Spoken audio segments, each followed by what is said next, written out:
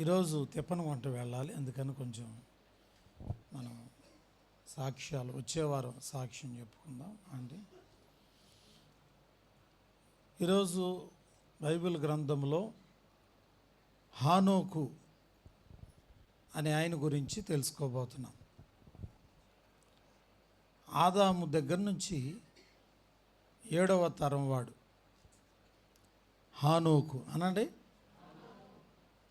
ఇతను 365 సంవత్సరాలు బ్రతికాడు. వీళ్ళ నాన్న పేరు ఎరేదు.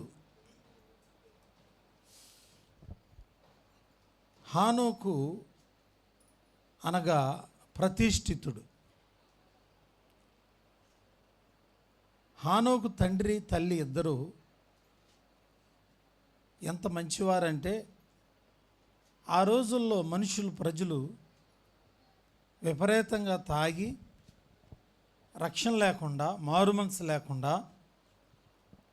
ఒక మంచితనం లేనటువంటి రోజుల్లో సమాజం చెడిపోతూ ఉంటే ఎరేదు అనే ఆయన తన బిడ్డని దేవుని కొరకు ప్రతిష్ఠించాడు.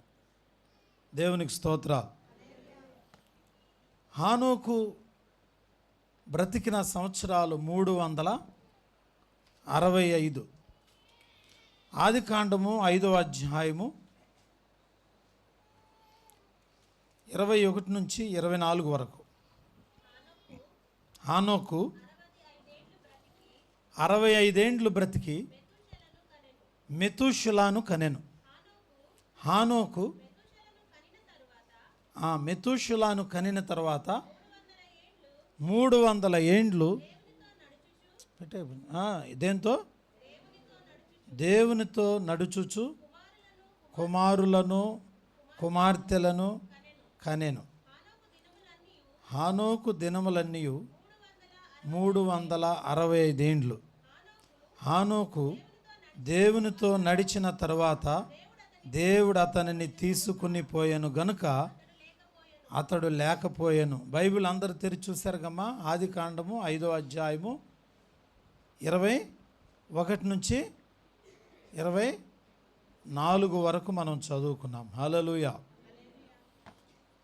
హానోకును గురించి కొన్ని విషయాలు మనం ఈరోజు తెలుసుకోబోతున్నాం. హానోకు అనగా ప్రతిష్ఠితుడు. రాసుకోండి, గుర్తుపెట్టుకోండి. ప్రతిష్ఠ, అప్రతిష్ఠ. ప్రతిష్ఠ అంటే తిష్ట వేసుకోవడం. మన దగ్గరికి ఒకరోజు ఉంటానని వచ్చారు, 4 రోజులైనా వెళ్తలేదు అనుకోండి, బయటికి వెళ్ళి ఏమంటాం? ఒకరోజు ఉంటానని వచ్చాడు, ఇప్పుడు అల్లుడు మా ఇంట్లోనే. తిష్ట అంటే ఏంటి? ఇక కదలకుండా అక్కడే ఉంటున్నాడు. అలాగే ప్రతిష్ఠ అంటే దేవుని కోసం ఇంక అట్లా ఉండిపోవటమే. సంసోను ప్రతిష్ఠితుడు. వాళ్ళ అమ్మా నాన్నకి సంసోన్ని దేవుడిచ్చేటప్పుడు అన్నాడు, మీ అబ్బాయి తల వెంట్రుకలు కత్తిరించకూడదు, ద్రాక్షారసము తాగించి మొత్తుడిని చేయకూడదు. ఈ 2 పనులు ఎప్పుడు చేయొద్దు, ఎందుకంటే అతడు దేవునికి ప్రతిష్ఠితుడు. దేవుని యొక్క బిడ్డగా పెరగాలి అనంటే మనం కూడా ప్రతిష్ఠించుకోవాలి. కొంతమంది 40 దినాలు ఫాస్టింగ్లో ఉంటారు, ప్రతిష్ఠించుకుంటున్నారు. కొంతమంది 40 దినాలు ఏ శుభకార్యాలు చేయరు, ప్రతిష్ఠించుకుంటున్నారు. కొంతమంది దేవుని కోసం తమ జీవితాన్ని ప్రతిష్ఠించుకుని ఇక దేవుని కొరకే బ్రతుకుతాం అని దేవునికి మాటిచ్చి దేవునిలోనే ఉంటున్నారు. మంచిదే. సాల్వేషన్ ఆర్మీ అని ఒక సంస్థ ఉందండి. వాళ్ళు తెల్ల వస్త్రాలు వేసుకుంటారు పాస్టర్లు. భుజాల మీద వాళ్ళకి ఎరుపు రంగు స్టిక్కర్ ఒకటి ఉంటుంది, స్టారు గుర్తు. మీరు ఎప్పుడైనా ఆ పాస్టర్లు కనబడితే వాళ్ళకు వందనాలు చెప్పండి. మంచి సంస్థ వాళ్ళది కూడా. తెల్లని వస్త్రాలు వేసుకుని భుజాల మీద పోలీసు వాళ్ళకు ఉన్నట్టుగా ఎర్ర స్టార్లు ఉంటాయి. వాళ్ళు సాల్వేషన్ ఆర్మీ అని అర్థం. ఆ సాల్వేషన్ ఆర్మీ అంటే ఏం లేదు, రక్షణ సైన్యం. తెలుగులో ఏ సైన్యం? మనం కూడా రక్షణ సైన్యమే. మనం కూడా నలుగురికి ఏం చెప్తామంటే రక్షణ చెప్తున్నాం, చెప్పాలి. ఆ సంస్థని స్థాపించాడు ఒక ఆయన, విలియం బూత్ గారు. విలియం బూత్ గారు గొప్ప ప్రార్థనాపరుడు. ఆయనకి వేల కోట్ల రూపాయల ఆస్తి ఉంటే అవన్నీ దేవునికి దారాదత్తం చేసి దేవుని పరిచర్య కొరకు ప్రతి రూపాయిని వాడి మొత్తం ప్రపంచంలో దేశాలను స్థాపించి ఆయన అనేక మందిని రక్షించాడండి బిడ్డలారా. గొప్ప యోధుడు, మంచి దైవజనుడు. ఒకరోజు వాళ్ళ అబ్బాయి జస్ట్ 10th క్లాస్ చదువుతున్నాడు. ఆ చిన్నపిల్లోడిని తీసుకుని గబగబా అర్ధరాత్రి 12 గంటల టైంలో నాన్న ఎక్కడికి అని అడుగుతుంటే అతన్ని తన వాహనం మీద ఎక్కించుకుని బలవంతంగా తీసుకెళ్ళి ఎక్కడికి డాడీ అంటే నేను చెప్తాగా అని చెప్పి ఆగు అని చెప్పి ఆ పిల్లోని ఎక్కించుకుని తీసుకుని వెళ్తా ఉన్నాడు. పిల్లోడు అడుగుతున్నాడు, ఎక్కడికి నాన్న, ఎక్కడికి ఇంత అర్ధరాత్రి పూట, ఎక్కడికైనా ఊరు వెళ్తున్నావా ఏంటి అని అంటే ఆగాగు అని చెప్పి ఎక్కడ తీసుకెళ్ళాడు తెలుసా అండి? ఒక చోట అర్ధరాత్రి పబ్లో ఆడవాళ్ళు మగోళ్ళు కలిసి తాగి ఆ యొక్క పబ్లో ఇష్టం వచ్చినట్టుగా కింద పడిపోతూ ఉన్నారు, తూలుతూ ఉన్నారు. ప్రియులారా, వాళ్ళు చేస్తున్న అగత్యాలు, ఆ అకృత్యాలు అవన్నీ కూడా చూపించన్నాడు. వీళ్ళు మన పిల్లలే, కానీ వీళ్ళకి నువ్వు రక్షణ గురించి వాక్యం చెప్పాలి. నేను లేకపోయినా సరే వీళ్ళు కూడా మన రక్త సంబంధికులే, వీళ్ళు కూడా మన కుటుంబ సభ్యులే, కానీ సాతాను వీళ్ళని ఇలా చేసింది నాన్న, వీళ్ళని నువ్వు రక్షించాలి అని అక్కడే వాళ్ళ నాన్న ఆ బిడ్డ మీద చేసి ప్రార్థన చేసి దేవునికి ప్రతిష్ఠిత చేశాడంటండి. నీవు దేవుని కోసం బ్రతుకుతూ ఇలాంటి వాళ్ళు ఎంతోమందిని ప్రభు వైపు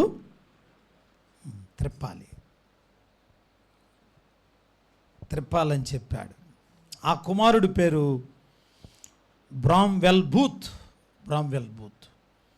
వాళ్ళ నాన్న పేరు విలియం బూత్. అప్పుడు ఆ యొక్క కుమారుడంట చిన్న వయసులోనే అనుకున్నాడంట, మా నాన్న నన్ను ప్రతిష్ఠ చేశాడు కనుక నేను ఖచ్చితంగా దొంగలకు, వ్యభిచారులకు, త్రాగుబోతులకు సువార్త అందించాలనుకున్నాడు. ఆ తండ్రి పరిచర్య కుమారుడు అంటండి తన భుజాల మీద వేసుకుని కొన్ని వేల సంఘాలను కట్టాడు. దేవునికి స్తోత్రాలు చెబుదాం బిడ్డలారా. మనం కూడా ప్రతిష్ఠించుకోవాలి బిడ్డలారా. హానోకు కనుక ఎవరు చెప్పండి? హానోకు కనుక ప్రతిష్ఠితుడు.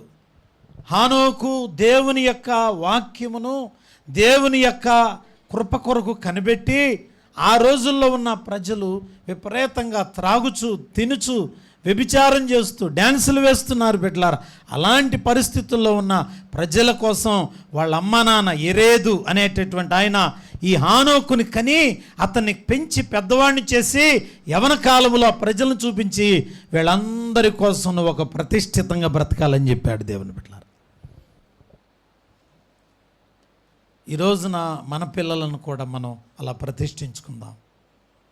పిల్లలతో మనం చెప్పాలి, అయ్యా ఎనికేపాడులో పరిస్థితి బాగోలేదు, పక్కనున్న గ్రామంలో బాగోలేదు, అయ్యా ఎనికేపాడులో సాయంత్రం 6 దాటుతుంటే పిల్లలు త్రాగి అసభ్యకరంగా పాన్పరాగాలు తింటూ డ్రగ్స్ తీసుకుంటున్నారు, ఈ నాగరికత బాగోలేదు. ఇలాంటి వాళ్ళ కోసం నువ్వు ఒక సాక్ష్యంగా ఉంటావా అని మీ అబ్బాయిని ఇంటికి వెళ్ళిన తర్వాత మీ అమ్మాయిని మీరు అడగండి. అలా అడిగితే ఎంత ఆశీర్వాదం మీకు దేవుని బిడ్డలారా. హల్లెలూయా. కనుక హానోకు వాళ్ళ నాన్నగారు ఆనాటి ప్రజలకు అన్నాడు, అయ్యా చెడిపోతున్న ఈ లోకానికి నువ్వైనా దేవుని కోసం బ్రతుకుతావా అని అడిగాడు దేవుని బిడ్డలారా. అందరూ తమ కోసం బ్రతుకుతుంటే హానోకు మాత్రం దేవుని కోసం బ్రతికాడు. మీరు మాట్లాడరేంటమ్మా? ఏమైంది? మౌనంగా వింటున్నారా?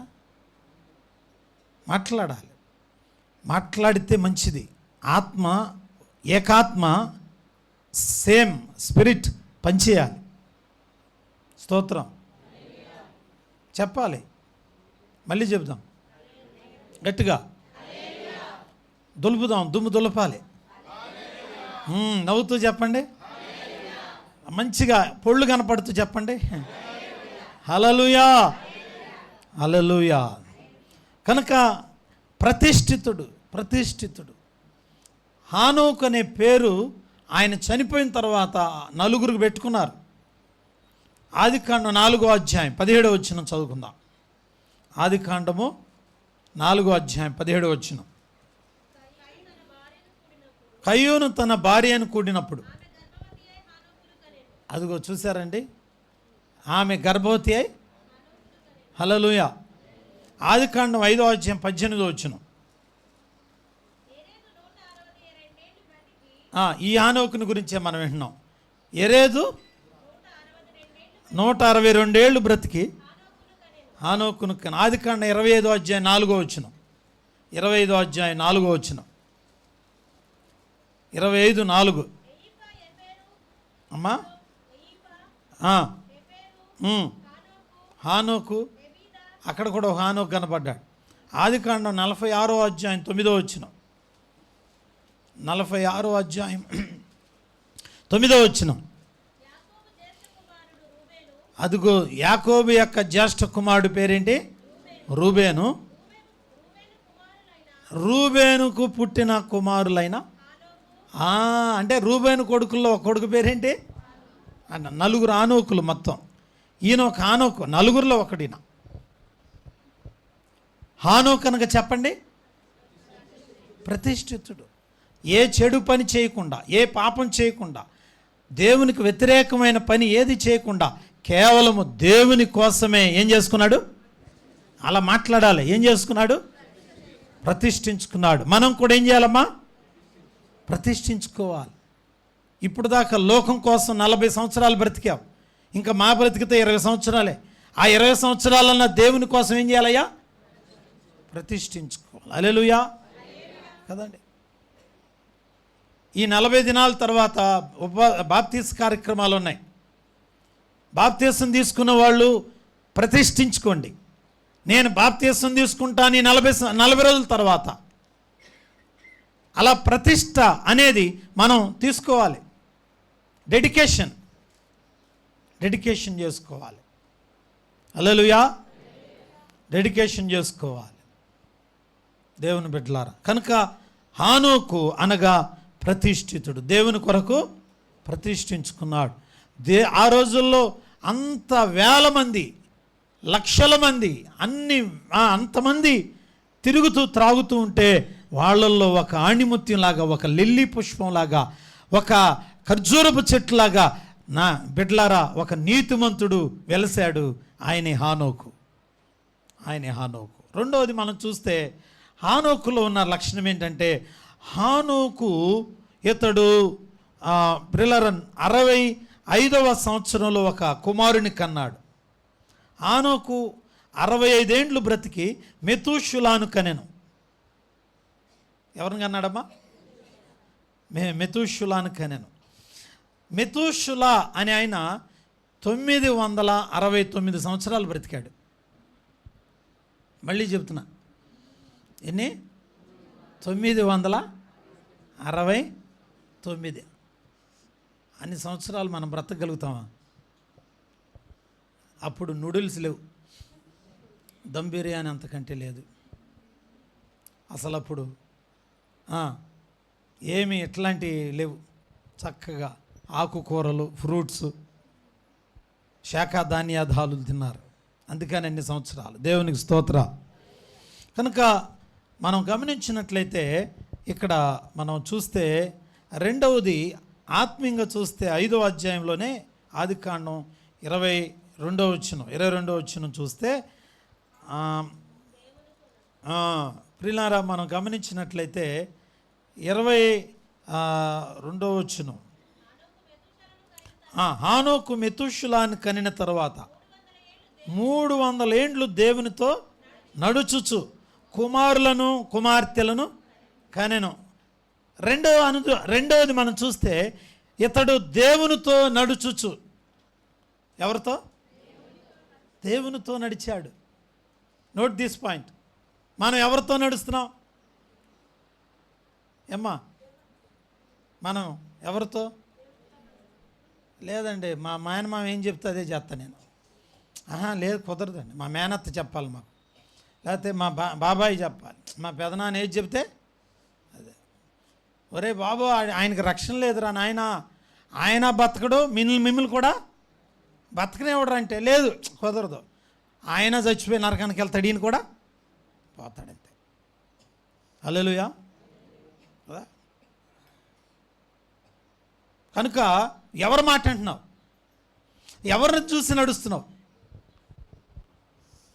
ఎవరిని అమ్మా? దేవుని వైపు చూసి నడవాలి. బైబిల్లో మనకు కోరాహు కుమారులు అని ఉన్నారు. ఏ కుమారులు? కోరాహు అనేటటువంటి ఆయనకు పుట్టిన పిల్లలు. కోరాహు అనేవాడు దుర్మార్గుడు. కోరాహు అనేవాడు మోషేని ఎదిరించాడు. నార్మే, నీతోనేనా దేవుడు నడిపించింది? దేవుడు నీతోనే ఉన్నాడా?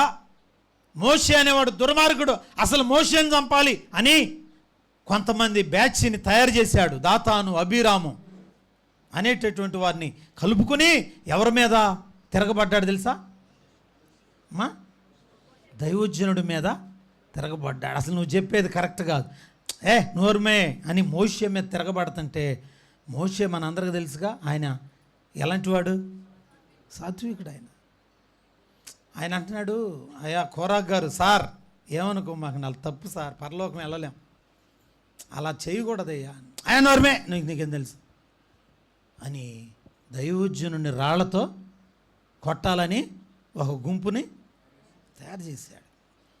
మరి ఆ చండాలపోడికి మంచి కొడుకులు పుట్టారండి. ఎవరమ్మా? మంచి కుమారులు. దేవునికి స్తోత్రం. అదేంటి, ఆయన తండ్రి చెడిపోయినాడు కానీ పిల్లలు. అమ్మా మీరు ఇటు చూడాలి, మంచి పాఠం ఇది. తండ్రి చెడిపోయాడు కానీ కొడుకులు, తల్లి చెడిపోయి ఉంటుంది కానీ కొడుకులు. మనం అట్ట బతకాలండి. మీ నాన్న తాగి చనిపోయాడాం, మా నాన్న ఒకవేళ తాగి చనిపోయాడేమో, కానీ మా నాన్నకు పుట్టిన నేను మాత్రం అయ్య గారు రక్షణ పొంది నలుగురికి సువార్త అందించగలుగుతున్నాను అని చెప్పగలగాలి. గట్టిగా స్తోత్రం చెబుదాం బిడ్డలారా. గనుక గమనించండి, కోరాహు చెడిపోయిన వాడే, కానీ కోరాహు కొడుకులు పిల్లలు మాత్రం దేవుని మందిరములో కోయర్ టీంలో పాటలు పాడుతున్నారు బిడ్డలారా. వాళ్ళు రాసిన కీర్తనలు మనం చదువు. 84వ కీర్తన ఎవరు రాశారు తెలుసా? కోరాహు కుమారులు రాస్తూ అంటారు, సైన్యములకు అధిపతి యెహోవా, నా రాజా, నా దేవా, నీ నివాసములు అనరేంటమ్మా? తెలిస్తేనేగా అంటానికి. నీ నివాసములు ఎంత రమ్యములు. యెహోవా, నా దేవా, నా ప్రభువా, నీ బలిపీఠమునొద్దనే పిచ్చుకలకు స్థలం దొరికెను, వానకోవిలకు గూటి స్థలము దొరికిన ప్రభువా, నీ మందిరమందు నివసించువారు ధన్యులు అని చెబుతూ వాళ్ళు అంటున్నారు, భక్తిహీనుల గుడారంలో నివసించుట కంటే డాష్ చెప్పండి, నా దేవుని మందిరము యొక్క ముఖద్వారమును దుట్టయినట్టే, దేవుని మందిరములో ఒక దినము గడుపుట. ఎవరు రాశారు తెలుసా ఈ మాటలు? ఒక చెడిపోయిన తండ్రికి పుట్టిన కొడుకులు అంటున్నారు, ఒక ప్రభువా నీ సన్నిధిలో ఒక దినము గడుపుట. బాబా ఆ మాటకే ఆ పైన ఉన్న దేవుడు వాళ్ళ నాన్న వదిలేసేసాడు. వాళ్ళ నాన్న పోతే పోయాడుగా, నా పిల్లలను మాత్రం ఆయన తన కౌగిట్లోకి చేర్చుకున్నాడు. బిడ్డలారా, ఆ కీర్తన ప్రపంచానికి ఒక సువార్త అందించడానికి ఆ పిల్లల పేర్లు రాసి ఆ కీర్తన హెడ్డింగ్ మీద ఇలా అంటున్నాడు, కోరాహు కుమారులు రాసిన కీర్తన అని రాశాడు. హల్లెలూయా. దేవుని బిడ్డలారా, ఎంత గొప్ప విషయమో. మా నాన్నగారు వెళ్ళిపోయారు, మన ఆత్మీయ తండ్రి. ఆయన సమాధి దగ్గరికి వెళ్ళినప్పుడల్లా నాకు గుండె మండుతూ ఉంటుంది. ఎందుకంటే మా నాన్నలాగా ఒక్కరోజు ఆయన బ్రతకాలి, ఆయనలాగా ఒక ఫైర్గా బ్రతకాలి. ఆయన రాసిన డైరీలో ఒక డైరీ అన్న రాయాలని పెత్తను కానీ రాయలేకపోతున్నాను. ఆయన ఎంతంత డైరీలు అండి బాబు, అసలు ఆయనకి అంత ఓర్పు. ఆయన మీ అందరి పిల్లలు ఎప్పుడు పుట్టారు, ఏమేం జరిగింది, ఎక్కడ కూటం పెట్టారు, ఏ రోజున బాప్తీసం తీసుకున్నారు, అసలు ఎవరెవరు ఎంతమంది ఉన్నారు మందిరంలో, ఈ మందిరానికి ఎంతమంది వచ్చారు, ఆయన దగ్గర ఒక పెద్ద చిట్టా ఉందండి. ఆ చిట్టాలన్నీ చదవటానికి కూడా నాకు బద్ధకంగా ఉంది. అమ్మా, పలహారం గురించి కూడా రాశారు. అది వందనాలు సార్. అసలు ఎలా నాయన తండ్రి, ఆయనలాగా ఒక్కరోజన్నా బతికితే చాలు కదా. నిజంగా ఆ పితరుడైన ఆత్మీయ తండ్రి నిజంగా ఆయన అందరిని పలకరిస్తూ ఆయన అందరి కోసం కన్నీరు గార్చాడు. ఆ గదిలో అందరి పేర్లు రాసుకున్నాడు. ప్రతి పేరు ఆయన నామస్మరణలో ఉన్నది. ఆయన మన కోసం కన్నీరు గార్చాడు. ఆయన కడుపును పుట్టిన మనందరికి ఆశీర్వాదం దేవుని బిడ్డలారా. హల్లెలూయా. కనుక నిజముగా చూడండి, ఒక తండ్రి మంచివాడైతే, ఒక తల్లి మంచిదైతే, అదే జనరేషన్ తన పిల్లలకు రాబోతా ఉంది బిడ్డలారా. హానోకు ఎంత మంచివాడో చూడండి. దేవుని కోసం ప్రతిష్ఠించుకున్నాడు. అంత మాత్రం కాదు, రెండోది దేవునితో నడిచాడు. ఎవరితోనమ్మా? దేవునితో. ఒకరి సంగతి నాకు అనవసరం, నేను నా కుటుంబము, నేనును నా ఇంటి వారిని యెహోవాను సేవించదము. యెహోషువ అంటున్నాడు బిడ్డలు. కనుక మనం కూడా దేవునితో నడుద్దాం. ఒకళ్ళ గురించి మనకు అనవసరం. పక్కనోళ్ళు పడిపోయారా, వద్దు, వాళ్ళని చూడొద్దు.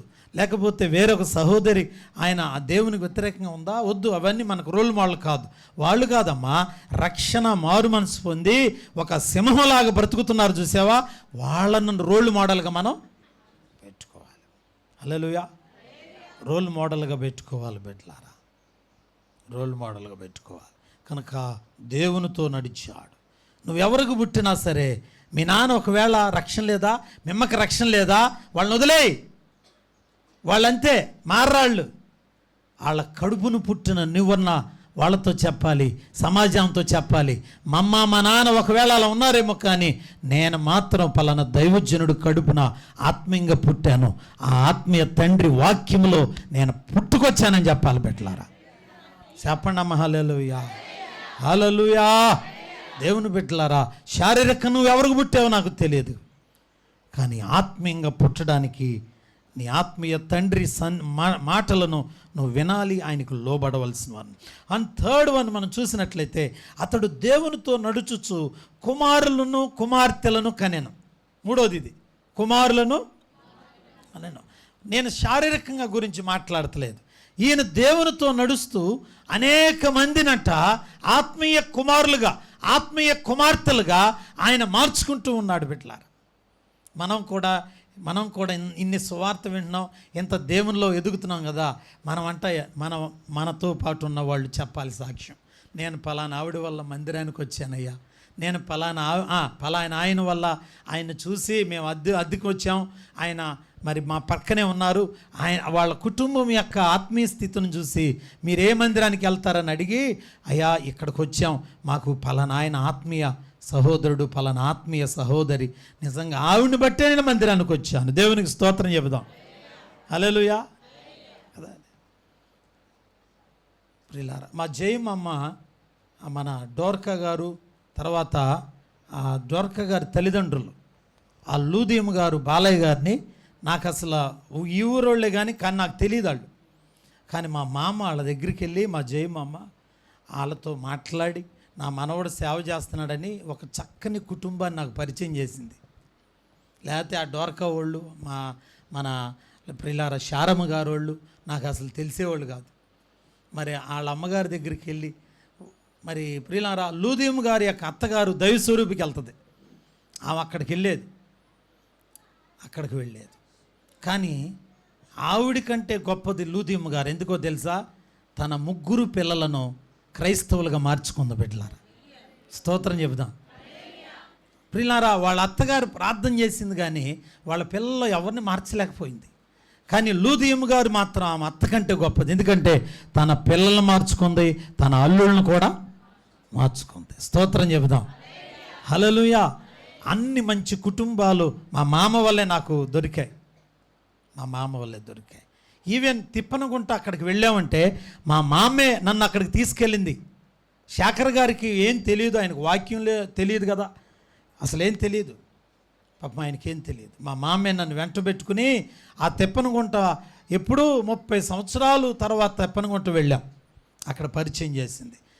మరి వాళ్ళు అక్కడ పెద్ద సంఘం అయి మరి అన్నయ్య గారు సేవ చేస్తున్నారు. అలా చేస్తున్నారంటే మన పితరులు, వాళ్ళ ప్రార్థన. నిజంగా మీరున్నారు, చక్కగా బైబిల్ నీట్గా సర్దుకుని మీ దుప్పట్లు మీరే చేసుకుని ఎవరికి చెప్పరు సువార్త, మీకు మీరే. అది కూడా వస్తే వస్తారు, మూమెంట్ బాగుంటే వస్తారు, లేకపోతే నువ్వు కూడా రావు. అసలు నువ్వే సరిగ్గా లేకపోతే ఇంకోళ్ళని ఎక్కడ తీసుకొస్తాం? అలామ్మా, అలా కాదమ్మా. మనం వస్తునంట కుమారులు కుమార్తెలను తీసుకురావాలి. ఎవరిని? కుమారులను కుమార్తెలు, మన పిల్లల్ని, మన ఇంటి పక్కన వాళ్ళని, మన ఇంటి ముందు వాళ్ళని చెప్పాలి. అమ్మా ఒక్కసారి రండి, మందిరానికి రండి. మీరు హైందవులే, ఓకే, నో ప్రాబ్లం, కానీ ఒకసారి రండి, వచ్చి చిన్న ప్రార్థన అయ్యగారితో చేయించుకోండి. మీరు కొంచెం ఏదో బాధల్లో ఉన్నట్టున్నారు, చిన్న వాక్యం వినండి. చెప్తున్నారమ్మా? చెప్పరా? చెప్తారు. ఎందుకు చెప్తారు? డోక్రా గురించి. అక్క ఆ మూడోది ఇవ్వట్లేదు అక్క, డబ్బులు ఎందుకనో. అక్క మనకు లోను 3 వారాల 4 వారాల తర్వాత వస్తాయి. ఇక్కడ నుంచి అవసరమైతే ఛార్జీలు పెట్టుకుని రామరపళ్ళు ఒకళ్ళు ఉన్నారనుకోండి. అక్క బుక్ కీపర్ ఎంత దొంగదక్క. నిజమేనక్క. ఏంటి నాకు అర్థం కాదు. ఆమె దొంగదైతే నువ్వు దొంగది కావా? ఎందుకండి ఈ బాధలు? వాళ్ళ గురించి వీళ్ళ గురించి చెప్తారు కానీ రక్షణ గురించి చెప్పరు. చెప్పాలమ్మా.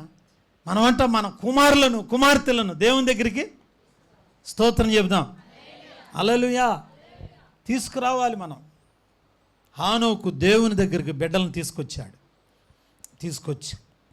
4వది మనం చూసినట్లే హెబ్రీయులకు రాసిన పత్రిక 11వ అధ్యాయానికి వెళదాం. అక్కడ కూడా హానోకు గురించి రాశారు. హెబ్రీయులకు రాసిన పత్రిక 11వ అధ్యాయము 5వ వచనం చూడనా, మంచి మాటలు. 11వ అధ్యాయము, అదుగో 11వ అధ్యాయము 5వ వచనం. విశ్వాసమును బట్టి హానోకు మరణము చూడకుండానట్లు కొనిపోబడెను. అతడు కొనిపోబడక మునుపు దేవునికి ఇష్టుడై ఉండెనని సాక్ష్యం పొందెను. కాగా దేవుడు అతనిని కొనిపోయాను గనుక అతడు బిడ్డలారా. 4వది, నోట్ దిస్ పాయింట్. 4వది విశ్వాసమును బట్టి హానోకు అని ఉంది. దేని బట్టి అంటే హానోకు ఎవరు? విశ్వాసము కలిగిన వాడు. ఎవరమ్మా? విశ్వాసము.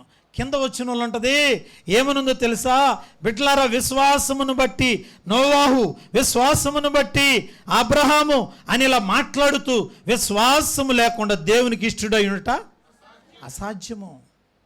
మనకేముండాలో తెలుసా అండి? మనకంట సరైన వస్తువు లేకపోయినా పర్లేదు, కానీ మన కడుపు నిండా ఏముండాలి? విశ్వాసం. దేవుని యందు 100% నమ్మిక ఉండాలి. దేవుని బిడ్డలారా, దేవుని యందు మనకు సంపూర్ణమైన విశ్వాసం ఉండాలి. యేసు ప్రభు వారు స్వస్థతలు చేసే ముందు ఆ గుడ్డివారిని కుంటివారిని మోగ చేయగలిగిన వాళ్ళని ఆయన అడిగిన మాట ఏంటో తెలుసా? ఏమన్నాడు?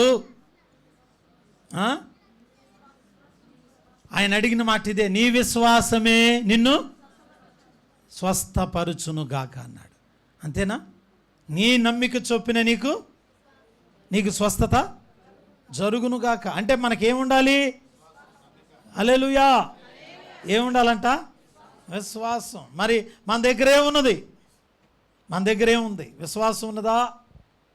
మనమంట చిన్నప్పటి నుంచి మన పిల్లలకి చెప్పాలి, అరే చిన్న, ఈరోజు నీకు స్కూల్ ఫీజు కట్టాలా, లేక నీకు బ్యాగ్ కావాలా, లేక ఏదైనా ఒక పుస్తకాలు కావాలా అని అంటే మన వెంటనే వాళ్ళకంట ప్రార్థన నేర్పించి ప్రార్థన ద్వారా దేవుని కార్యాలు జరుగుతాయని మనం వాళ్ళకు చూపిస్తే వాళ్ళల్లో ఏం కలిగిద్దమ్మా?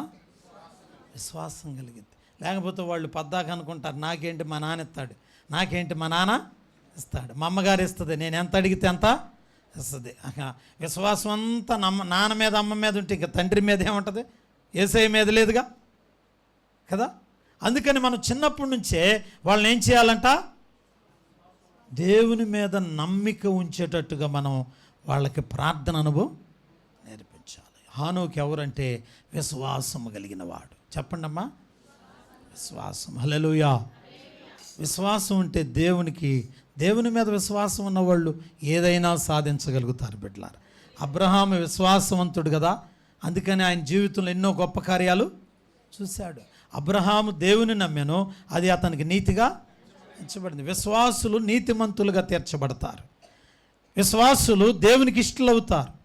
విశ్వాసులు దేవునితో నడవగలుగుతారు. నువ్వు విశ్వాసవంతుడు అయితే నువ్వు దేవుణ్ణే కోరుకోవాలి. కనుక 4వది విశ్వాసము కలిగిన వాడు. విశ్వాసము కలిగిన వాడు. హల్లెలూయా. 5వది మనం చూస్తే హానోకు కొనిపోబడక మునుపు దేవునికి ఇష్టడై ఉన్నాడంటండి. మనం గమనించాలి, హానోకు 300 సంవత్సరాలు దేవునితో నడిచాడు. నడిచిన తర్వాత హానోకంట ఒక రోజున దేవునితో నడుస్తూ నడుస్తూ నడుస్తూ నడుస్తూ నడుస్తూ నడుస్తూ పరలోకం దగ్గరికి వెళ్ళిపోయాడంటండి. వాళ్ళిద్దరూ, ప్రభువారు ఆయన ఇద్దరు నడుచుకుంటూ వెళ్ళిపోతూ ఉన్నారు. వెళ్ళిపోతూ ఉంటే పరలోకం దగ్గరికి వెళ్ళారట. వెళ్ళగానే ప్రభు అన్నాడంట, హానోకు ఇక నువ్వు వద్దులే కానీ, వెనకెళ్ళొద్దులే కానీ, పరలోకానికి లోపలికి వచ్చేయని అతన్ని శరీరంతోనే లోపలికి. అంటే హానోకు ఏం లేదు అమ్మా, ఎరా వికే ఏం లేదు. సమాధుల్లో ఆయన ఏమైనా ఉందా? సమాధులు ఏముందా ఒకటన్నా? లేదు. హల్లెలూయా. సమాధులు లేవు, ఆయన సమాధి లేదు. బ్యానర్ ఎవరైపించలా, ఆయన జ్ఞాపకార్థ కూటం లేదు. కారణం ఏంటంటే ఆయన శరీరముతోనే ఏం చేయడమ్మా? హల్లెలూయా. అలా ఎత్తబడక మునుపు గొప్ప విషయం ఏంటంటే అతడు దేవునికి ఇష్టడుగా బ్రతికాడు. ఎవరికి ఇష్టడు? ఇప్పుడు ఇక్కడున్న మనందరం కూడా దేనికి ప్రార్థన చేస్తున్నాం తెలుసా? ఇప్పుడు గనక ప్రభు హఠాత్తుగా వచ్చాడు అనుకోండి, ఇవాళ మధ్యాహ్నం 12ంటికి వచ్చారనుకో ప్రభు, ఏమైపోతాం మనందరం? చెప్పాలి, ఏమవుతాం? ఎత్తబడతాం. ఎవరెవరు ఎత్తబడతారో తెలుసా? హానోకు ఎత్తబడక మునుపు ఎవరికి ఇష్టం? అంటే మనం ఎత్తబడక ముందు ఎవరికి ఇష్టం అవ్వాలి? అది గట్టిగా స్తోత్రం చెప్పాలి. అంటే మనం ఎత్తబడాలంటే ఎవరికి ఇష్టం అవ్వాలి? ఎవరికి పడితే వాళ్ళకి ఇష్టమయ్యి, వాళ్ళకి ఇష్టం అంటే నేను వీళ్ళకి ఇష్టం అన్నావు అనుకో, అమ్మ వాళ్ళకి ఇష్టమైతే వాళ్ళతో పాటే ఉండు. నువ్వు ఎవరికి ఇష్టం అవ్వాలి? దేవునికి ఇష్టలుగా ఉండాలి. మరి దేవునికి ఇష్టలుగా ఉండాలంటే దేవుడు చెప్పిన పని చేయాలి. దేవునితో మనం కలిసి నడవాలి. దేవుడు ఏమైతే మనకు చెప్తున్నాడో ఆ విషయాలే చేయాలా? హల్లెలూయా. ఆయనకి ఇష్టంగా ఉండాలి. బిడ్డలారా, మనం దేవునికి ఇష్టంగా ఉంటేనంట ఈ లోకానికి శత్రువులు అవుతాం. ఈ లోకానికి ఇష్టంగా బ్రతికితే దేవునికి శత్రువులు అవుతాం. పౌలు గారు అంటాడు, మేము ఈ లోకమును మెప్పించాలనుకుంటే దేవుని మెప్పించలేం, మేము దేవుని మెప్పించాలనుకుంటే ఈ లోకాన్ని మెప్పించలేం. కనుక మనం ఎవరికి ఇష్టలుగా బ్రతకాలో మీరే తేల్చుకోవాలి. మనమే తేల్చుకుందాం. మనం ఎవరికి ఇష్టం లేకపోయినా పర్లా, కానీ ఒక ఆయనకి ఇష్టంగా బ్రతుకుదాం. దేవుని బిడ్డలారా, హల్లెలూయా చెబుదాం. ఆయనకే ఇష్టంగా బ్రతుకుదాం. హల్లెలూయా. 5వది హానోకు కొనిపోబడక మునుపు ఎవరికి ఇష్టం అంటాయా? అది దేవునికి ఇష్టం. హల్లెలూయా. యేసు రాజుగా వచ్చుచున్నాడు, భూలోకమంతా తెలుసుకుంటాడు. యేసు రాజుగా భూలోకమంతా, రవి కోటి తేజుడు రమ్యమైన దేవుడు, రవి కోటి తేజుడు రమ్యమైన దేవుడు, రారాజుగా వచ్చుచున్నారు. యేసు రారాజుగా, గట్టిగా పాడాలి అందరూ. రాజుగా వచ్చుచున్నాడు, లోకమంతా యేసు రాజుగా, లోకమంతా. హల్లెలూయా. కనుక మనం దేవునికి ఇష్టలుగా. ఆ రోజు మనం చూస్తే హానోకు ఆ రోజుల్లోనే, అంటే యేసుక్రీస్తు వారు పుడతాడనగా 3500 సంవత్సరాల క్రితమే, 3500 సంవత్సరాల క్రితం ఇంకా యేసుక్రీస్తు పుట్ల. కానీ యేసుక్రీస్తు పుట్టకుండానే యేసుక్రీస్తు వారి యొక్క రాకడ గురించి కూడా చెప్పాడు ఆయన. యేసుక్రీస్తు వారి యొక్క మొదటి రాకడ గురించిగా చెప్పింది ఆయన. యేసుక్రీస్తు పుడతాడనిగా చెప్పింది, యేసుక్రీస్తు పుట్టి చనిపోయి మరలా రాబోతున్నాడు అన్న దాని గురించి చెప్పాడు. దేవుని బిడ్డలారా, ఎంత గొప్ప విషయమో. అనగా 3500 సంవత్సరాల క్రితమే యేసుక్రీస్తు పుట్టకమునుపే యేసయ్య రాబోతున్నాడనే ప్రవచించాడు. ఎంత దర్శనం ఉందో చూడండి బిడ్డలారా, ఎంత దర్శనం ఉందో. యోధా పత్రికలోనికి వెళదాం. యోధా పత్రికలోనికి వెళితే అక్కడ ఒకే ఒక అధ్యాయం, యోధా పత్రిక ప్రకటన గ్రంథం ముందు ఉంటుంది, మనందరం తెరిచి ఒకసారి చూద్దాం బిడ్డలారా. యోధా పత్రికలోనికి మనం వెళ్ళినట్లయితే అక్కడ ఒకే ఒక అధ్యాయం, అక్కడ 5 మనం గమనిస్తే 14, 15 వచనాలు నేనే చదువుతున్నాను. చూడమ్మా, నేనే చదువుతున్నాను. నా ప్రియులారా అందరూ పేజీ చూడన్నా, 225, 26 దగ్గర పేజీ మనం చూద్దాం. 226 క్రొత్త నిబంధన. ఏమని రాశారు? ఆదాము మొదలుకొని 7వ వాడైన హానోకు కూడా వీరిని గూర్చి ప్రవచించి ఇట్లనెను, ఇదిగో అందరికిని తీర్పు తీర్చుటకును వారిలో భక్తిహీనులందరూ భక్తిహీనముగా చేసిన వారి భక్తిహీన క్రియలను గూర్చియు భక్తిహీనులైన పాపులు తమకు విరోధముగా చేసిన కఠినమైన మాటలను గూర్చియు వారిని ఒప్పించుటకును ప్రభువు తన వేవేల పరివారముతో వచ్చుచున్నాడు. గట్టిగా స్తోత్రం చెప్పాలి. ఈ మాటలు ఎవరు చెప్పారు తెలుసా? భక్తుడైన హానోకు. అంటే హానోకు ఎంత గొప్పవాడంటే దేవుని రాకడ గురించి అప్పుడే చెప్పాడు. యేసయ్య 2వ రాకడలో రాబోతున్నాడు. హో భక్తిలారా, బుద్ధి లేని వారులారా, పరిశుద్ధులుగా ఉండకుండా తిరుగుతున్న వారులారా, ప్రభు రాబోతున్నాడు, ఆయన వచ్చాడనంటే మీరందరూ నశించిపోతారు, జాగ్రత్త. ఆ రోజుల్లోనే ఎవరినంటే ప్రవచనకర్త, ప్రవక్త అంటారు ఈయన్ని, దైవజనుడైన ఆత్మపూర్ణుడు. చూడండి ఎంత భక్తి కలిగిన వాడు ఈ యొక్క హానోకు. చిన్న వయసే, ఆ రోజుల్లో చిన్న వయసులోనే ప్రభుని నమ్ముకున్నాడు. 365 సంవత్సరాలు బ్రతికాడు. కానీ దేవునితో ఎన్ని సంవత్సరాలు నడిచాడు ఈయన తెలుసా? 300 సంవత్సరాలు నడిచాడు. ఏనమ్మా అసలు బతికింది ఎన్ని? అంటే ఆయన దేవునితో నడిచింది ఎక్కువ, మనుషులతో నడిచింది ఎక్కువ కదా. దేవునితో ఎన్ని సంవత్సరాలు? 300 సంవత్సరాలు. 300 ఇంటూ సంవత్సరానికి ఎన్ని రోజులు? 300. అబ్బా భలే బాగా సింక్ అయింది. 365 ఇంటూ 365 లెక్కలేయండి, ఎంత వస్తుందో తెలుసా? 1,09,500. దేవునికి స్తోత్రం. అలేలు. అంటే దేవునితో గడిచిన రోజులు ఎంత తెలుసా? 1,09,500 రోజులు. గట్టిగా స్తోత్రం చెబుదాం. 1,00,000 క్యాల్కులేటర్ తీసారా? ప్రియులారా చూడండి, 1,09,500 ఇంటూ 24 గంటలు వేయాలి. 26,2800 లక్షల గంటలు. గట్టిగా స్తోత్రం చెబుదాం. అంటే 26,28,000 గంటలు. అంతేనా? 26,28,000 గంటలు దేవునితో నడిచాడు. ఎన్ని గంటలు చెప్పండి, మళ్ళీ చెప్పా? 26,28,000 గంటలు. బాబా మన ఊరికినే 20 నిమిషాలు ఎక్కువైతే చాలు. ఏంటోనమ్మా, ఇక నేను రేపు రాను. అర్రే మరీ ఇంత కంగారు అయితే ఎట్లా? ఏమ్మా పరలోకం వద్దా నాన్న? అరే మరి 1/2 గంట 20 నిమిషాలుగా దక్క నా వల్ల అట్లా. ఏంటో కీర్తన మీద కీర్తనలు చెబుతున్నా.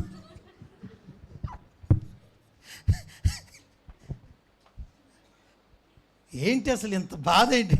అవతల ఆయన ఎన్ని గంటలు? ఏమా ఎన్ని గంటలు? 1,09,000 గంటలు. ఆయన 1,09,500 గంటలు ఉన్నాడు ఆయన. రోజులు క్షమించండి, 1,00,000 గంటలేమో 26,28,000 గంటలు ఉన్నాడు ఆయన. గట్టిగా స్తోత్రం చెబుదాం. అబ్బాబ్బాబ్బా, ఏంది మన ఆయుష్ అంతా చాలా చిన్నది. మరి ఆయన్ని లక్షల గంటలు ఉన్నాడే, మరి ఆయన మరణం చూశాడా? చూడలేదు. ప్రభుతో వెళ్ళిపోయారండి. చూడండి, అలాంటి వాళ్ళని మనం రోల్ మోడల్కి తీసుకోవాలి. ఈ నీరసం బ్యాచ్ ఉంటారు చూడండి, అక్క నీకు కూడా అంతేనా, నాకు కూడా అంతే, అట్లాంటి వాళ్ళని చూస్తే మనమేం డెవలప్ అవుతాం? హల్లెలూయా.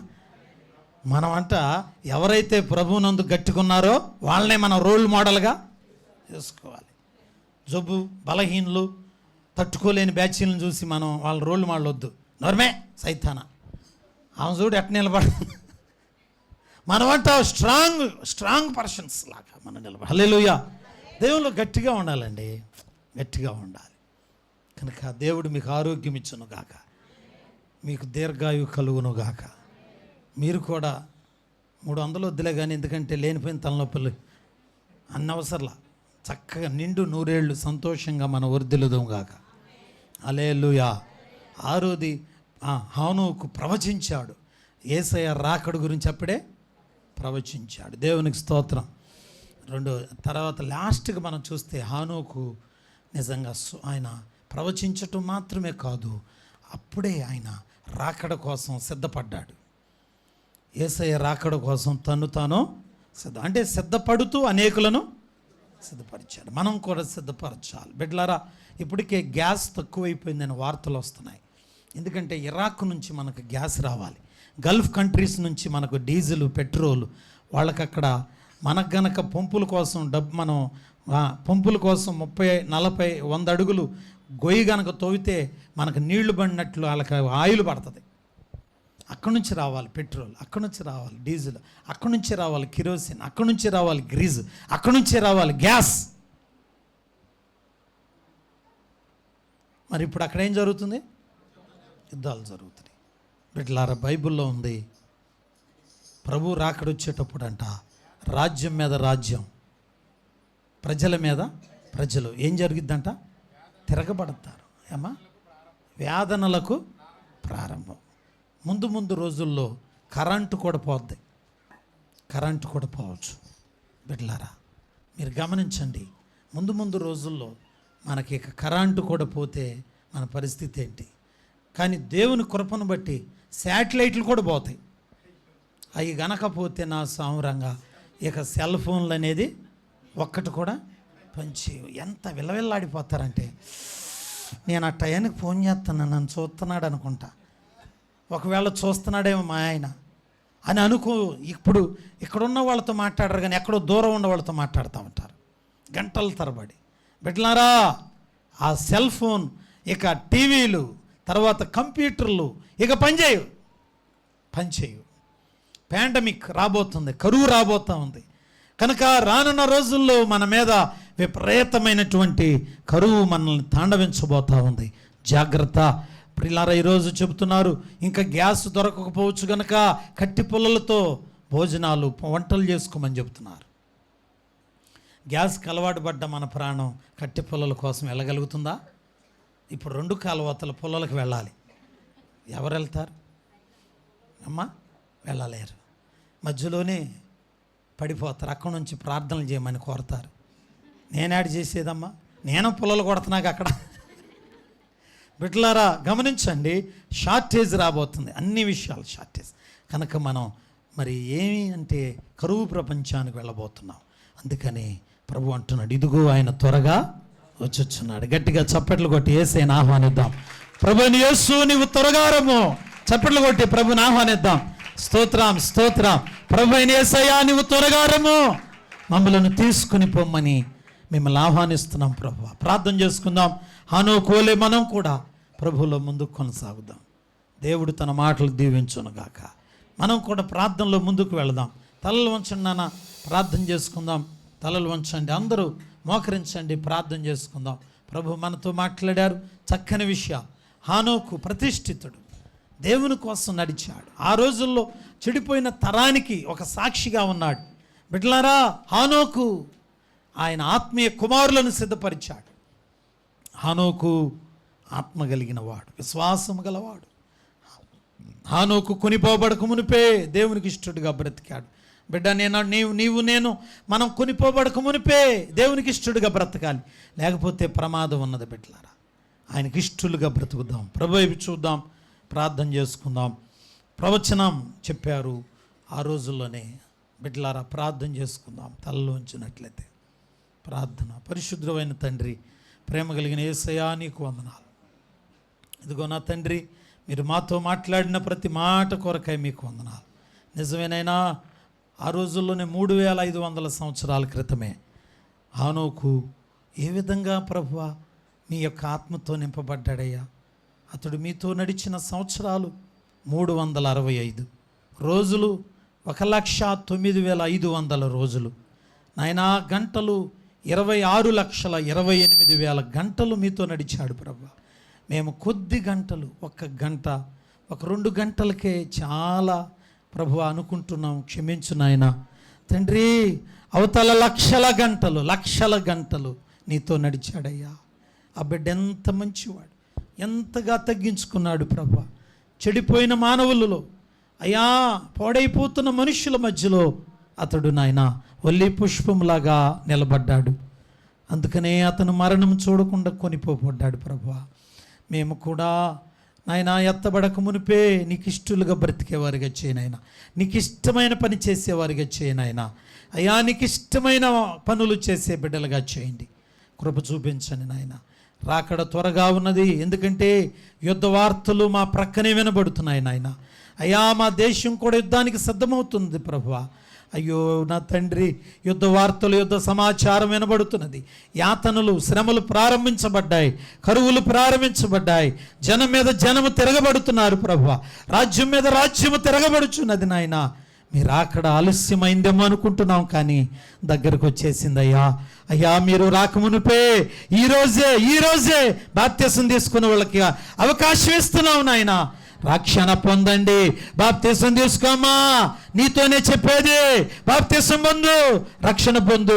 ప్రభు వస్తే బాప్తిసం లేని వాళ్ళందరూ నరకానికి వెళ్తారు. సిలువలో దొంగ ఒక్కడే వెళ్ళాడు పరలోకానికి, అది అవకాశం లేక. నీకు ఇవాళ అవకాశం ఉన్నది. ప్రభు రేపు డొక్క చించుతాడు మనల్ని. నీకు అవకాశం ఉందిగా. అయ్యగారు గొంతు చించుకుని చెప్పాడుగా అని అడిగితే నీ బ్రతుకేమైపోద్దో తెలుసా? అవునయ్యా, మందిరంలోనే ఉన్నాను, వాక్యం వింటున్నాను. ఆ రోజుల్లో హానోకును తిట్టుకున్నారు బిడ్డలారా. ఒకవేళ మీలో ఎవరైనా తిట్టుకుంటే దేవుడే సాక్ష్యం. ప్రభు నిన్ను అడుగుతున్నాడు, ఇంకా బాప్తిసం లేకుండా, బాప్తిసం తీసుకోకుండా ఉన్నావా? కోరాహు చెడిపోయాడు, కానీ కోరాహు పిల్లలు మాత్రం రక్షణ పొందారు బిడ్డలారా. నీవు ఒక విషయం అడుగుతున్నా, మీ నాన్నకి బాప్తిసం లేదు, మీ అమ్మకి లేదేమో, నువ్వన్న బాప్తిసం ముందు పరలోకానికి వెళ్తావా? ఈరోజు నిన్ను అడుగుతున్నాడు ప్రభు. బిడ్డలారా, దేవుని బిడ్డలారా, ఈరోజు ప్రభు మిమ్మల్ని అడుగుతున్నాడు. రక్షణ పొందిన వాళ్ళకి ఇదే అవకాశం. ప్రభువా నీకు వందనాలు. ఈరోజు మమ్మల్ని దర్శించు నాయన, నీ కృపలో భద్రపరచమని ప్రార్థన చేస్తున్నాను. వాని విన్న వాక్యము హృదయంలో లిఖించమని అయ్యా. బిడ్డలు ఎంతో ఆసక్తితో విన్నారయ్యా. ఈ మాటలు మా వినికిడిలో దీవించబడునుగాక. రాకడ కొరకు మేము సిద్ధపడుదుముగాకనే యేసు నామమున అడుగుచున్నాను తండ్రి. ఆమేన్. మంచిది, అందరూ లేచి నిలబడదాం. రేపు మంగళవారం మన బోయాజ్ గారు పెట్టుకుంటున్న 5వ స్తుతి ప్రార్థన కూడిక